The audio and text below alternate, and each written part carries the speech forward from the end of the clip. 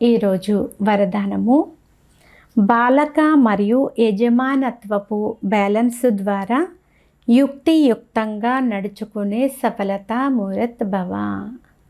సారాంశము, ఎంత వీలైతే అంత సేవా సంబంధంలో బాలక స్థితి మరియు తమ పురుషార్థపు స్థితిలో యజమానత్వపు స్థితి ఉండాలి.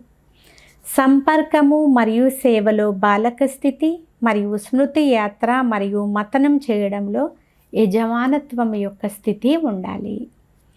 సహచరులు మరియు సంఘటనలో బాలక స్థితి మరియు వ్యక్తిగతంలో యజమానత్వపు స్థితి ఉండాలి. ఈ బ్యాలెన్స్ ద్వారా నడుచుకోవడమే యుక్తియుక్తంగా నడుచుకోవడము అని అంటారు. దీని ద్వారా సహజముగానే ప్రతి కార్యములోనూ సఫలత ప్రాప్తిస్తుంది. స్థితి అయితే ఏకరసముగా ఉంటుంది మరియు సహజముగానే సర్వులకు స్నేహిలుగా అయిపోతారు.